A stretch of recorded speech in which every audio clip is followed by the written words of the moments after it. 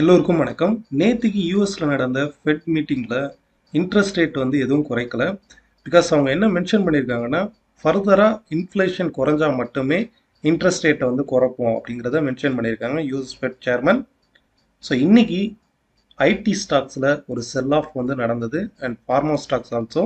நம்ம நேத்திக்கு வந்து சார்ட்டில் பார்த்தோம் ஐடி ஸ்டாக்ஸ் வந்து ஒரு செல்லிங் ப்ரெஷரில் இருக்குன்ட்டு. சேம் நியூஸோடைய ரிஃப்ளெக்ஷனும் அதுக்கு தகுந்த மாதிரி நெகட்டிவாக தான் வந்திருக்கு. மோஸ்ட் ப்ராபப்ளி நிஃப்டியை பொறுத்தளவுக்கு ஒரு க்ரூஷியலான சப்போர்ட் லைனில் ட்ரேட் ஆகுது. இதே நீங்கள் ஆப்ஷன் டேட்டாவில் வந்து பார்த்தீங்கன்னா மேக்ஸிமம் கான்ட்ராக்ட் வந்து 22,950க்கும் 22,900க்கும் இந்த க்ரூஷியலான லெவலில் இருக்குது பாருங்க. இந்த பக்கம் வந்து 2,78,000 கான்ட்ராக்ட் இருந்து இருக்குது. ஆப்ஷன் ஓய் டேட்டா படி கால் ஆப்ஷன் சைட்லேயும் சரி புட் ஆப்ஷன் சைட்லேயும் சரி ஒரு நேரோ ரேஞ்சில் அதிகமான கான்ட்ராக்ட் இருக்கு பாருங்கள். 22,950லையும் 22,900க்கும் அதிகமான கான்ட்ராக்ட் வந்து ஓஏ கான்ட்ராக்ட் வந்து இருக்குது. கிட்டத்தட்ட 1,30,000 கான்ட்ராக்ட் வந்து இருக்குது.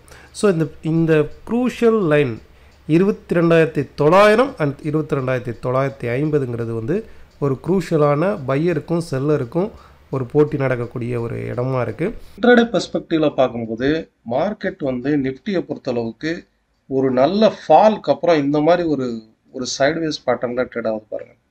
இன்னைக்கு ஃபுல்லாகவே வந்து ஒரு சைட்வேஸ் பேட்டர்னில் ட்ரேட் ஆகுதா.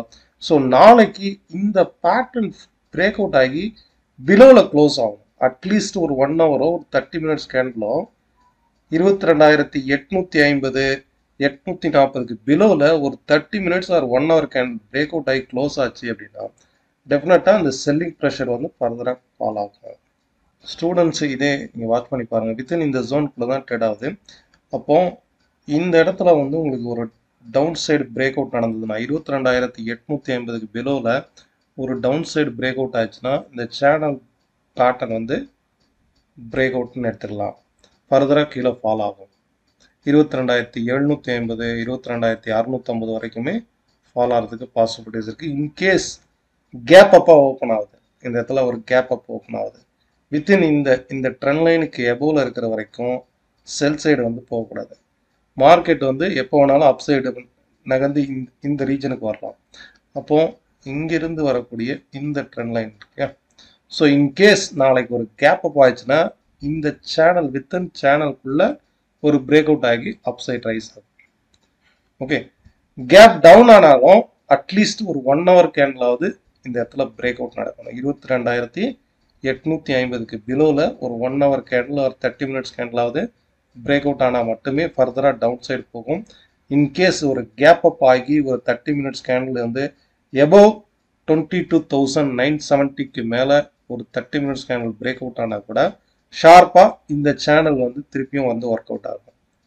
ஓகே, அப் சைடில் வித்தின் இந்த சேனலுக்குள்ளே திருப்பியும் ஒர்க் அவுட் ஆகும். நீங்கள் 30 மினிட்ஸ் டைம் ஃப்ரேம்லையோ இல்லை 1 ஹவர் டைம் ஃப்ரேம்ல இதை செக் பண்ணி பாருங்க. சேம் சென்செக்ஸும் இந்த சைட்வேஸ் மார்க்கெட் வந்து ஆஃப்டர் ஒரு டவுன் ட்ரெண்டுக்கு அப்புறம் இந்த sideways market right no break out ஆகிருப்பாங்க. ஸோ சென்செக்ஸை பொறுத்தளவுக்கு கேப் டவுன் ஓப்பன் ஆனாலே இது செல்லிங் ப்ரெஷரை நம்ம கன்சிடர் பண்ணிக்கலாம். ஃபர்தராக சென்செக்ஸை பொறுத்தளவுக்கு 75,000ங்கிறது நெக்ஸ்ட் சப்போர்ட்டாக இருக்கும். இமீடியட் சப்போர்ட்டுங்கிறது இந்த டபுள் பாட்டம் ரீஜன் இருக்கு இல்லையா, அதாவது 75,300ங்கிறது சப்போர்ட் ஆகும். ஃபர்தராக இந்த பிரேக் அவுட்டுக்கு உண்டான டார்கெட்டுங்கிறது வந்து 75,000 இருக்கும். இன்கேஸ் மேலே ரைஸ் ஆச்சு அப்படின்னா அட்லீஸ்ட் 76,020க்கு மேலே ரைஸ் ஆகும்போது மட்டுமே ஃபர்தராக இந்த ட்ரெண்ட் வந்து அப் சைடில் வந்து ரைஸ் ஆகும். சென்செக்ஸை பொறுத்தளவுக்கு நிஃப்டியை விட சென்செக்ஸை பொறுத்தளவுக்கு கிளியராக பிரேக் அவுட் ஆகிருக்கு. So most probably gap down ஆனால் மட்டுமே செல் சைடு செல்லிங் ப்ரெஷரில் வந்து நீங்கள் போங்க.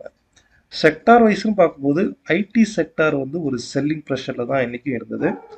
அதே நேரம் ஃபார்மா செக்டார்லேயும் ஒரு செல்லிங் ப்ரெஷர் இருப்பாங்க. பிரேக் அவுட் ஆயிருக்கா,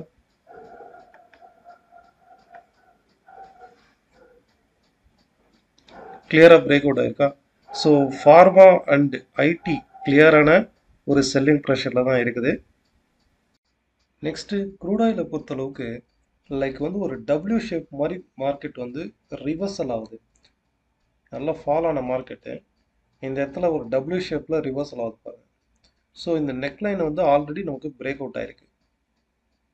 இந்த இடத்துல நெக்லைன் ஆல்ரெடி இதே நெக்லைனில் பிரேக் அவுட் ஆகிட்டு கரெக்டாக இந்த இடத்துல சப்போர்ட் எடுக்குது பாருங்க. இங்கேருந்து இந்த நெக்லைனில் சப்போர்ட் எடுத்து ரைஸ் ஆகுதா? மோஸ்ட் ப்ராபப்ளி இந்த மாதிரி இருக்கிறது வந்து இந்த ப்ரீவியஸ் ஹை வரைக்கும் ரைஸ் ஆகிடும். ஸோ இது எப்படி ட்ராக் பண்ணணும்னா இங்கேருந்து வரக்கூடிய இந்த ட்ரெண்டை ட்ராக் பண்ணுங்க. ஓகே, ஸோ ஃபர்தராக அப்சைடில் போகிறதுக்கான வாய்ப்பு இருக்குது. ப்ரீவியஸ் ஹை வரைக்கும் 6380 வரைக்கும் அப்சைடில் போகிறதுக்கான வாய்ப்பு இருக்குது. ஸோ க்ரூட் ஆயிலை பொறுத்தளவுக்கு 6250 வரைக்குமே சப்போர்ட்டிவ் ரீஜன்றதுனால ஓவரால் ட்ரெண்ட் வந்து சைட்வேஸ் அப் ட்ரெண்டாக தான் இருக்கும் அப் டு 6250 வரைக்கும்.